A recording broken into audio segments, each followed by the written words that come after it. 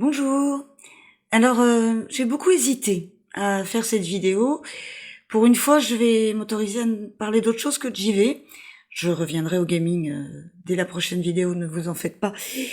Mais ce qui s'est passé en France ce week-end, ça m'a beaucoup travaillé.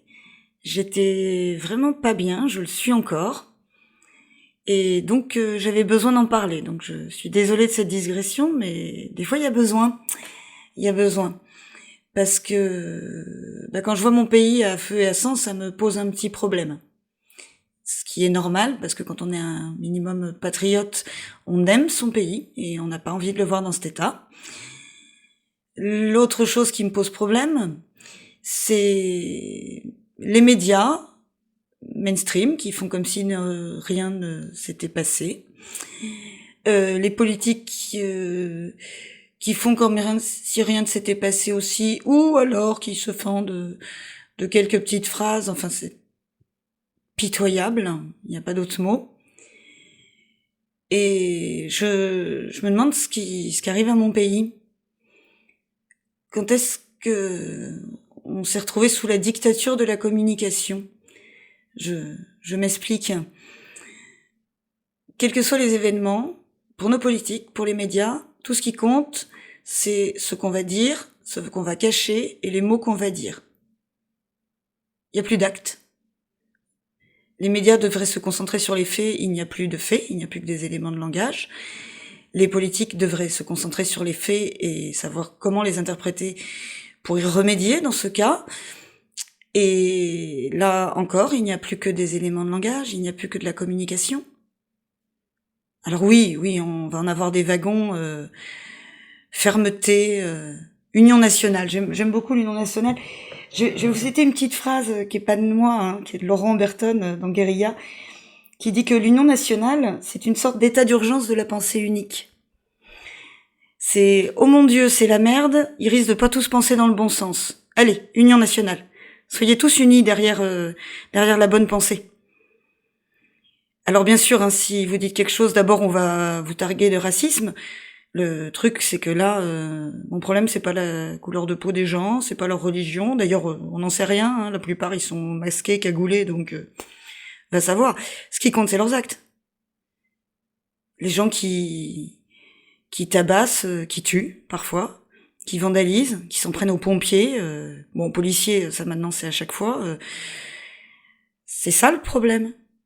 On s'en fout de la couleur de peau, on s'en fout qu'ils soient français ou étrangers, on s'en fout de la religion. Ce qui compte, c'est la façon dont ils agissent.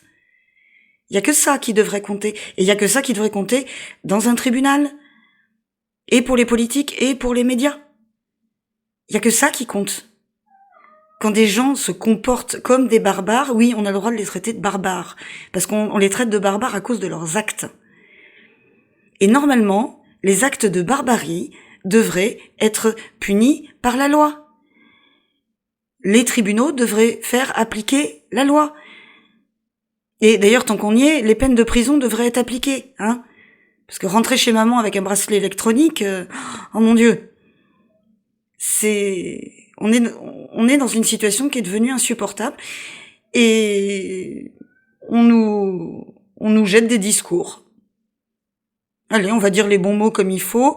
Alors d'un côté, on nous dit fermeté, justice, on va faire une nouvelle loi, toutes les conneries habituelles. Et de l'autre, il y a la menace implicite. Attention, hein, pas d'amalgame. Nous, on est censé mettre des bougies et des nounours et fermer nos gueules. Ça va durer combien de temps ? Ça va durer combien de temps, tous ces gens, ces médias, ces politiques qui se foutent de notre gueule, hein, y a pas d'autre mot. Alors pour le détail des événements, je le ferai pas, hein, je vous invite à aller voir les vidéos de Django, celles de Psyodélique aussi, ils ont retracé les événements de ce week-end, hein, ils l'ont fait très très bien. Donc allez voir leurs vidéos, leur chaîne mériterait d'être d'intérêt public, puisque c'est eux qui font le travail que les médias se refusent de faire. Parce que c'est eux qui disent que Paris brûle, quand BFM TV nous dit que c'est de la liesse populaire. Vous voyez ce que je voulais dire avec les éléments de langage, hein ? les voitures en feu, les vitrines brisées, c'est de la liesse populaire. Des pompiers qui se font agresser, des ambulances qui se font attaquer, c'est des débordements dus à la joie. Vraiment, vraiment, on en est là. Il faut plus de chaînes comme celle de Django, comme celle de Psychodélique. Il en faut de plus en plus des chaînes comme ça. Parce qu'on n'a plus de médias. On n'a plus de médias honnêtes, là. Bon, et puis il faudrait changer tout notre système politique dans son ensemble, hein, parce que là, c'est plus possible à ce point-là. Hein. Ah ben moi, je serais pour faire passer une loi pour qu'il y ait plus de politique de métier. Hein, on cotise des trimestres pour la retraite, faudrait cotiser des trimestres pour être éligible. Tant que t'as pas bossé 15 ans, tu peux pas être éligible. Ah, puis si t'es dans la fonction publique, ça double, hein, parce que les gars qui vont planquer leur môme dans un bureau de la Banque de France que personne n'a jamais ouvert pour que derrière il puisse aller briguer son mandat, son mandat, c'est bon, hein, on les a vus venir. Hein. Donc moi j'aurais cette proposition là. Le problème c'est que pour la faire passer, vu qu'il faudrait la faire voter par des politiques qui tiennent tous à garder leur mandat, ça va être compliqué. Mais j'aime bien l'idée, voilà. Hein, j'aime bien l'idée. Mais donc voilà, ça fait des besoins de coups de gueule, des choses comme ça. Et puis tant qu'on y est dans les choses qui m'énervent, je suis patriote, je suis française et j'aime mon pays. Et c'est pas un crime. Et d'ailleurs, tant qu'on y est, dire qu'on aime son pays, c'est pas être raciste. Ça veut pas dire qu'on a de la haine pour les autres. Ça veut dire que cette terre sur laquelle on est né, sur laquelle sont nés nos ancêtres, cette terre qui nous a nourris, qui nous a abrités, qui nous a fait vivre, on y est attaché. C'est pas sale le patriotisme. C'est pas quelque chose de mal. À l'heure actuelle, dans certains endroits, si vous mettez un drapeau français sur votre balcon, il y a des mecs qui vont monter, l'arracher et le brûler. Oui, c'est passé à Nantes aux dernières législatives. C'est ça qui est choquant. Et après, moi, j'ai pas de problème, je vous le dis, avec l'origine des gens, hein. Parce que des gens qui viennent en France parce qu'ils aiment ce pays et qu'ils ont envie de passer leur vie ici et de participer à la vie de ce pays, mais je les accueille les bras ouverts, hein, y a pas de problème. Par contre, les nuées de sauterelles qui veulent tous saccager, je suis pas trop pour. Mais d'ailleurs, on a un certain nombre de députés, dont je ne citerai pas le parti politique, je suis sûre que vous allez deviner, qui passent leur temps à cracher sur la France. Pour moi, eux, on devrait les dégager à grands coups de pied dans le postérieur. Voilà. Bon, étant en fauteuil roulant, je ne peux pas mettre des coups de pied dans le postérieur aux gens, mais je suis sûre que je vais trouver des gens à qui déléguer qui seront d'accord pour m'aider. C'est vraiment, les politiques élus de la République qui crachent sur la France, alors ça... Et puis vous allez pas m'accuser de racisme, hein. Ils s'appellent Sandrine, Émeric, Louis, Mathilde, vous voyez? C'est bien français, ça, hein. Seulement, eux, ils crachent sur la France. Députés, tout va bien. Mais tout va bien. Je sais pas quand ça va s'arrêter, ces conneries, mais il faudrait, hein. Il faudrait, hein. Je sais pas pour qui je vais voter en 2027, mais je sais pour qui je voterai pas. Ça, c'est sûr et certain. Et donc voilà, j'avais besoin de partager ça, et j'avais besoin de cracher un bon coup sur les médias d'abord, hein. Je crois que c'est vraiment eux qui m'ont le plus énervé. Comment on peut dire ah c'est formidable, c'est trop beau, on a gagné, c'est la fête, et se foutre de gens dont certains sont en train de mourir. Il y a eu des morts ce week-end, plus de 200 blessés. Il y a un flic dans le coma. Oui, d'ailleurs, tant qu'on y est, vite fait, juste là-dessus. Comment on peut cracher sur notre police à ce point? La police et la gendarmerie en France, c'est la toute petite ligne de front minuscule qui reste pour protéger les citoyens français. Dans un pays où la violence augmente en flèche. Ah pardon, le sentiment d'insécurité.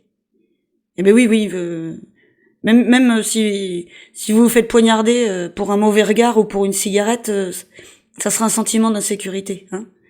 Encore des jolis éléments de langage. Mais voilà, il y a 10 ans, pour les attentats de Charlie Hebdo, les Français sont descendus dans la rue pour applaudir leurs policiers. Et Dieu sait que c'était mérité. Et moi, je me souviens, j'avais eu les larmes aux yeux en voyant ça. Je trouvais ça magnifique. On arrête quand de cracher sur la police? Parce que c'est eux qui risquent leur peau tous les jours pour sauver la nôtre. Donc, si je dois vous demander un truc, c'est ça. Crachez pas sur la police. Soutenez-les. Et il faut qu'on leur dise un maximum qu'ils sont soutenus. Parce que, mine de rien, les deux professions en France qui ont le plus gros taux de suicide, c'est la police et les agriculteurs. C'est dommage, hein, c'est les deux professions dont on ne peut absolument pas se passer, qui sont essentielles à notre survie à tous. Voilà. Moi, ça m'a fait du bien, hein. Désolée pour cet écart par rapport à mon contenu d'habitude, mais j'en avais besoin. Voilà. Je vous embrasse et je vous dis à très bientôt. Bonne journée à vous. Totalement folle de fête et de joie des supporters du Paris Saint-Germain, mais c'est assez agréable de voir aussi ces images de fête et de joie sur l'ensemble de la région parisienne, car c'est tout un peuple, c'est tout le peuple parisien qui célèbre ce soir ces 23 et même ces 25 joueurs du groupe parisien. Et absolument, elles font du bien ces images dans un contexte également en France qui n'est pas toujours à la fête. En tout cas, on va partir du côté du Parc des Princes pour vous retrouver Pierre Barbin. Pierre, vous avez vécu également une soirée historique puisque vous étiez à l'intérieur dans l'enceinte du Parc des Princes lorsque les Parisiens ont remporté ce titre avec cette diffusion sur écran géant. Vous avez l'impression d'être dans le stade de Munich finalement.